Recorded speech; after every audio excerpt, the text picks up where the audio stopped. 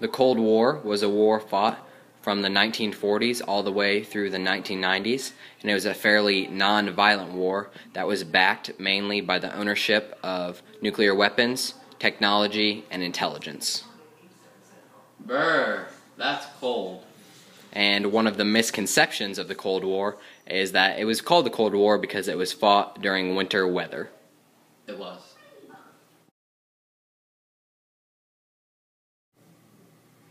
Cold War began in 1945 at the Yalta Conference, and this was a meeting of all the leaders of the world discussing post-World War II plans, and you can think of this as your dinner table where you have family discussions. In March of 1946, Winston Churchill gave the Iron Curtain speech, and the Iron Curtain was an invisible barrier between countries of Europe that were communist and non-communist, and you can think of this as the door to your room when you're trying to separate yourself from everyone else. In March of 1947, President Truman announces to the United States that we would play a role in the Greek Civil War, and the U.S. citizens didn't like that very much, and so you can think of this as a fight between you and one of your parents. In June of 1947, the Marshall Plan was created in order to aid the rebuilding of Europe, and you can think of this as renovations to your house. On June 24th of 1948, the Berlin Blockade was set up, and this was the USSR cutting off the Western Allies from any of their imports, and you can think of this as your parents grounding you. Alright, look dude, we've talked about it and you know what happened, but you need to head upstairs or grounded. In July of 1949, NATO, or the North Atlantic Treaty Organization, was ratified, and this was a mutual defense program between the Allies, and you can think of this as an office or study because of all the papers that had to be completed. In September of 1949, Mao Zedong took over as the communist leader of China, and you can remember this by thinking of a lawnmower, because mower sounds like Mao Zedong. In September of 1949, the Soviet Union blew up their first atomic bomb, and you can think of this as a propane tank because of its large size and all of the chemicals used in it.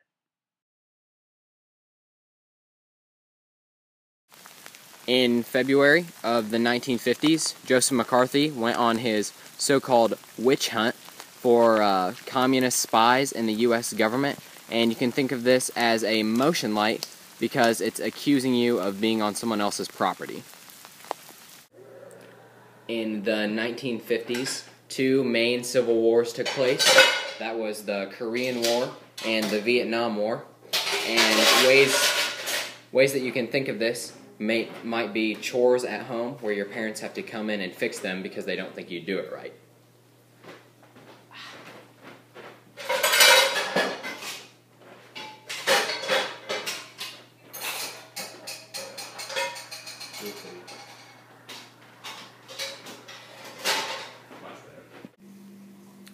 June 19th, 1953 was the date of the Rosenberg execution. The Rosenbergs were a couple that were accused of being communist spies, and they received the electric chair, and you can remember this by thinking of jumper cables.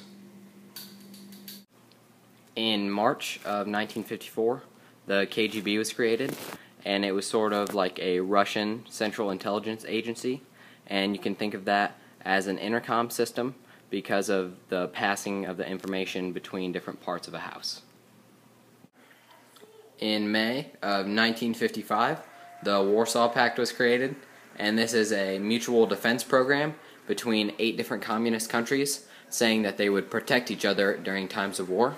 And you can think of this as a world map because of all the different countries that were involved, as you can see in the black outline.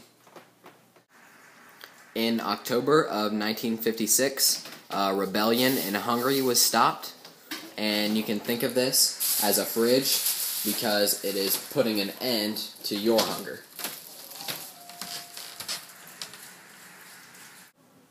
On October 4th of 1957, the spacecraft Sputnik was launched into orbit, and this was very important because it showed how advanced in science, technology, and math the Russians were, and it also showed their riches and how much money it took, and you can think of that as an Air Force helmet and money.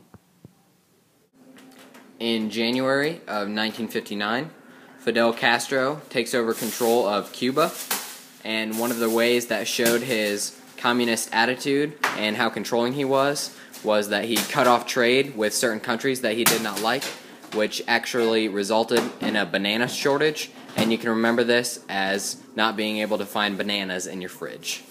Where's the bananas?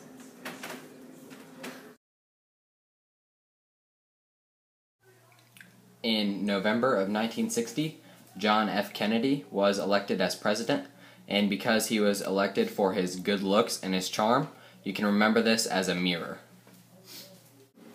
In April of 1961, the Bay of Pigs invasion occurred, and this was an unsuccessful U.S. military invasion of Cuba, in which over 4,000 U.S. troops were captured, and you can remember this as a piggy bank. On August 17th of 1961, the Berlin Wall's construction was finished, and this cut off West Berlin from East Germany, and you can think of this as woods because it might cut you off from the rest of your neighborhood or town. In July of 1961, John F. Kennedy asked the government for more money for military spending on projects such as the Apollo 11 space mission, and he receives this money, and you can think of this as getting a raise in your allowance. So, Dad, just think about raising my allowance. Yeah, okay. Here you go. In October of 1962, the Cuban Missile Crisis occurred, in which the USSR aided Cuba with military-grade weapons, and you can think of this as maybe your airsoft gun and loaning it to a friend. In November of 1963, JFK was assassinated, and this was a big moment in U.S. history, and you can remember this as a gun. In April of 1965, U.S. Marines were sent to the Dominican Republic in order to aid the fight against communism, and you can think of this as a punching bag because you're going to fight it.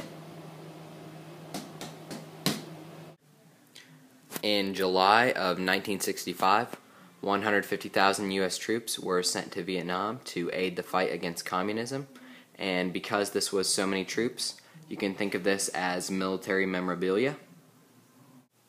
In August of 1968, a revolt in Czechoslovakia against communism was stopped, and also on April 17th of 1975, North Vietnam beat South Vietnam in the Vietnam War, and these were considered wins for communism, and you can think of these as a medal or a trophy. On July 20th of 1969, the Apollo 11 space mission began, and since this was known as the space race, you can think of it as a fast car.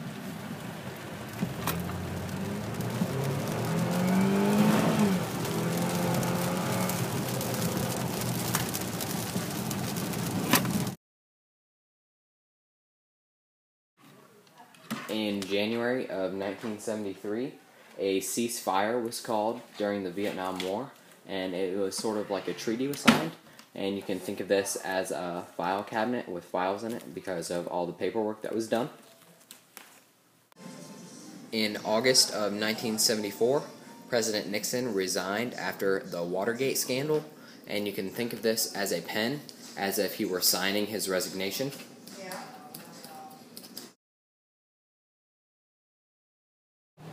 In 1983, the Strategic Defense Initiative was put into place in the U.S. to protect itself from any nuclear attacks. And in order to remember this, you might think of a room where you would go to protect yourself from a tornado.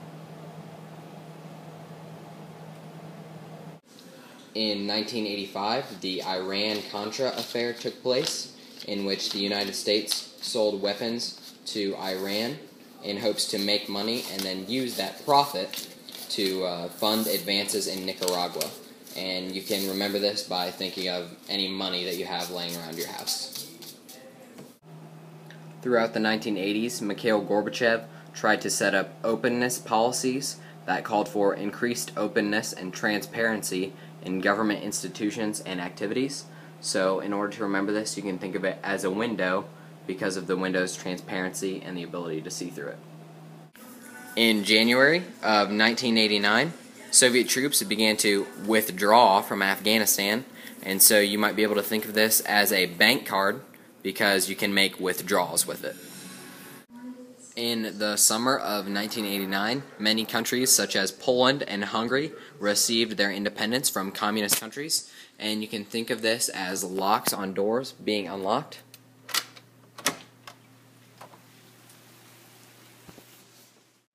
In November of 1989, the Berlin Wall fell, and you can think of this as a fallen tree in your woods based off of our earlier example of the woods being the Berlin Wall. In December of 1989, many countries such as the Czech Republic, Bulgaria, and Romania overthrew their communist governments, and you can think of this as our early example of communism being a punching bag.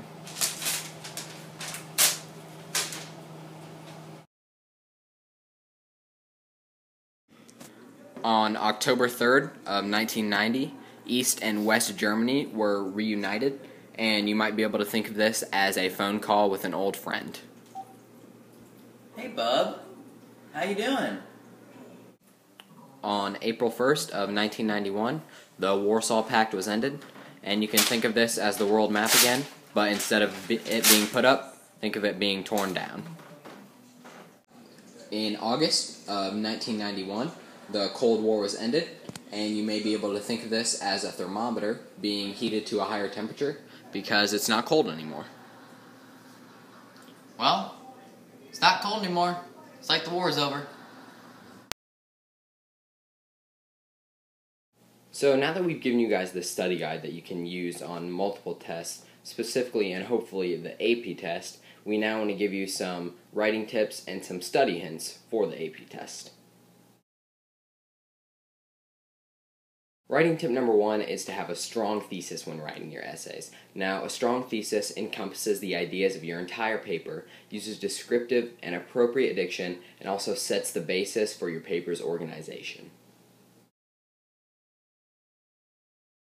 Tip number 2 is to organize. You need to have flowing transitions that link the ideas of your paper together, and you must know the specific parts of your intro, your body, and your conclusion, such as the thesis statement, topic sentences and supporting details, and the restatement of your thesis. Writing tip number 3 is to know the difference between analyzing and summarizing. A summary covers the main points of a piece or topic, while an analysis takes the time to find underlying meanings of the piece and for you to draw your own conclusions. Fourth and final writing tip is to not directly quote anyone while writing your essays. Quoting directly in a writing may be good for supporting details, but not so much for AP tests, because they want you to develop your own conclusions. While it may be good to refer to them, don't directly quote. Alright guys, now that we've gone over the writing tips, we have some study tips for you to remember. Study tip number 1 is to not cram. Use your time wisely and study throughout the year. You can't learn everything that's happened in history over one night. Study tip number 2 is to take practice tests that your teacher can give you. Practicing for the AP test will greatly prepare your writing skills for the essay portion of the test and also enhance your knowledge for the content portions of the test. Third and final study tip is to make studying fun and challenging. The more fun your studying habits are, the more likely you will be to do them. Also, the more challenging they are, the more willed you'll be to finish them. Remember guys, the whole reason for taking this AP test is to get the AP credit for the class you're in now, raise your GPA while you're still in high school, and to test out of these subjects in college. I don't know about you, but some free time in college sounds pretty good to me.